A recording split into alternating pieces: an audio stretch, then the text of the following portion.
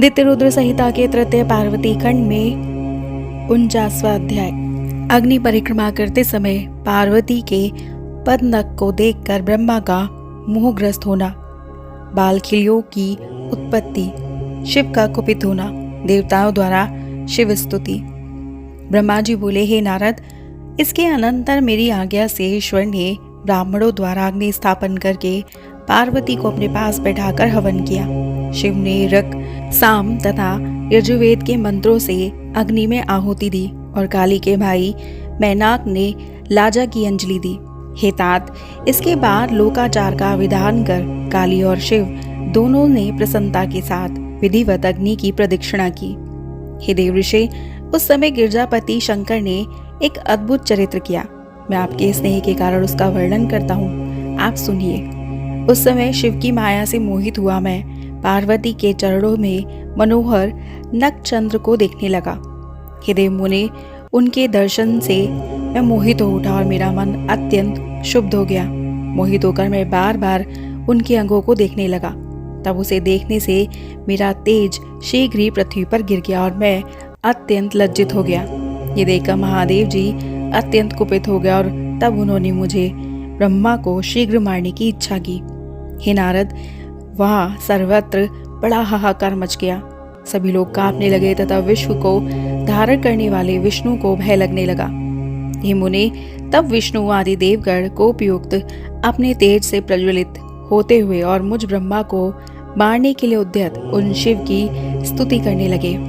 देवता बोले, हे देव, हे जगत व्यापिन, हे परमेश, हे सदाशिव, हे जगतपते, हे जगन्नाथ, हे जगन्मय, आप प्रसन्न हो। आप सभी पदार्थों की आत्मा, सबके हेतु ईश्वर, निर्विकार, अव्यय, नित्य, निर्विकल्प, अक्षर तथा सबसे परे हैं। आप इस जगत के आदि, मध्य, अंत एवं अभ्यंतर तथा बाहर विराजमान हैं। आप अव्यय, सनातन एवं द्वाच्य सच्चिदानंद ब्रह्मा है। मुक्ति की कामना वाले दृढ़ व्रत मुनिजन सब प्रकार से संग का परित्याग कर आपके ही चरण कमल की उपासना करते हैं। आप अमृत स्वरूप, शोक रहित, निर्गुण, श्रेष्ठ, आनंद मात्र, व्याग्रता रहित, निर्विकार, आत्मा से रहित तथा माया से पूरे पूर्ण ब्रह्मा है। आप संसार की उत्पत्ति, पालन तथा प्रलय के कारण हैं। इस संसार को आपकी अपेक्षा है, किंतु सर्वत्र व्यापक आप परमात्मा को किसी को अपेक्षा नहीं है। आप एक होते हुए भी सत और असत हैं, दैव्य एवं अदैत्य हैं, गढ़े हुए तथा ना गढ़े हुए। स्वर्ग में जैसे वस्तु भेद नहीं है, वैसे ही आप भी हैं। पुरुषों ने अज्ञानता के कारण आप में विकल्प का आरोप किया है, इसीलिए सोपाधि में ब्रह्म का प्रतिकार किया जाता है, किंतु निरूपाधि में नहीं। हे महेशान, हम सब आपके दर्शन मात्र से धन्य हो गए, क्योंकि आप दृढ़ भक्तों को आनंद प्रदान करते हैं। अतः हे शंभु, हम लोगों पर दया कीजिए।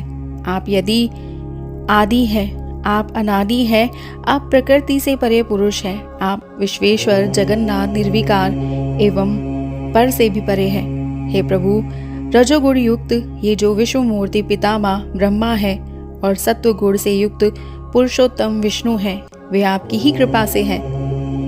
कालाग्नि रुद्र तमोगुण से युक्त है, आप परमात्मा सभी गुण से परे हैं। आप सदाशिव, महेशान, सर्वव्यापी तथा महेश्वर हैं। हे विश्वमूर्ते, हे महेश्वर, व्यक्त, महातत्व, पंचभूत, तन्मात्राएं एवं इंद्रियां आपसे ही अधिष्ठित हैं। हे महादेव, हे परेशान, हे करुणाकर, हे शंकर, प्रसन्न होइए। हे देव देवेश पुरुषोत्तम, प्रसन्न हो जाइए। हे प्रभु, सातों समुद्र आपके वस्त्र, सभी दिशाएं आपकी महाभुजाएं, भूलोक आपका सर, आकाश नाभि तथा वायु नासिका है। हे प्रभु, रवि, सोम, अग्नि आपके नेत्र, मेघ आपके केश और नक्षत्र, तारा, ग्रह आपके आभूषण हैं। हे शंकर, आप वाणी तथा मन से सर्वथा गोचर हैं। अतः हे देवेश, हे विभो, हे परमेश्वर, हम लोग आपकी स्तुति किस प्रकार करें। पंचमुख 50 करोड़ मूर्ति वाले त्रिलोकेश वरिष्ठ एवं विद्या तत्व स्वरूप आप रुद्र को प्रणाम है। अनिर्देशय नित्य विद्युज्वाला के समान रूप वाले अग्निवर्ण एवं देवादिदेव आप शंकर को बार बार नमस्कार है। करोड़ों विद्युत के समान प्रकाशमान अष्टकोण वाले तथा अत्यंत सुंदर रूप को धारण करके इस लोक में स्थित रहने वाले आपको नमस्कार है। ब्रह्मा जी बोले, उन देवताओं की ये बात सुनकर प्रसन्न हुए भक्तवत्सल परमेश्वर ने मुझ ब्रह्मा को शीघ्र ही अभय प्रदान कर दिया। हे तात, उसके बाद विष्णु आदि सभी देवता तथा मुनिगण मंद मंद हंसते हुए परम आनंदित हो उठे। हे तात, मेरे उस रेत से अत्यंत उज्जवल बहुत से कण हो गए और अपने तेज से प्रज्वलित उन कणों से बालखिल्य नामक हजारों ऋषि प्रकट हो गए।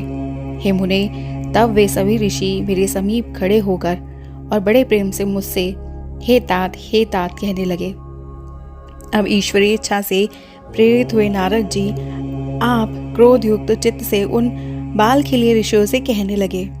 नारद जी बोले, आप लोग एक साथ ही गंधमादन पर्वत पर चले जाइए। आप लोग यहाँ मत रुकिए। आप लोगों को यहाँ कोई प्रयोजन नहीं है। वहाँ कठोर तपस्या करके आप लोग मुनीश्वर और सूर्य के शिष्य होंगे। मैंने ये बात शिव जी की आज्ञा से कही है। ब्रह्मा जी बोले, इस प्रकार कहे गए वे बालखिल्य शंकर जी को नमस्कार करके शीघ्र ही गंधमादन पर्वत पर चले गए।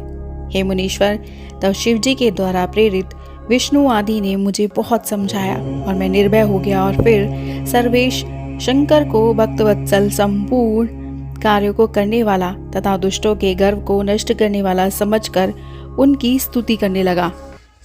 हे देवदेव, हे महादेव, हे करुणा सागर, हे प्रभु, आप ही सब प्रकार के सबके कर्ता भरता तथा हरता है। मैंने ये अच्छी तरह जान लिया है कि जिस प्रकार बलवान बैल नाचने से वश में हो जाता है, उसी प्रकार ये सारा चराचर जगत आपकी इच्छा से स्थित है। इस प्रकार कहकर हाथ जोड़ मैंने शिव जी को प्रणाम किया और विष्णु आदि अन्य सभी ने भी उन महेश्वर की स्तुति की। तब तीन भावना से की गई विष्णु आदि सभी देवताओं की तथा मेरी शुद्ध स्तुति सुनकर महेश्वर प्रसन्न हो गए। हे मुने, उन्होंने प्रसन्नचित होकर मुझे अति श्रेष्ठ अभयदान दिया। सभी ने महान सुख प्राप्त किया और मुझे अत्यंत प्रसन्नता हुई। इस प्रकार श्री शिव महापुराण के अंतर्गत दैत्य रुद्र संहिता के तृतीय पार्वती खंड में ब्रह्मा के मोह का वर्णन नामक 49वां अध्याय पूर्ण हुआ। और हमारा अगला अध्याय है शिवाशिव के विवाह कृत्य संपादन के अनंतर देवियों का शिव से मधुर वार्तालाप नामक 50वां अध्याय। और इसे जानने के लिए सब्सक्राइब कीजिएगा हमारे YouTube channel voice of tales को और हमारी वीडियो को लाइक शेयर सब्सक्राइब करना मत भूलिएगा। हर हर महादेव।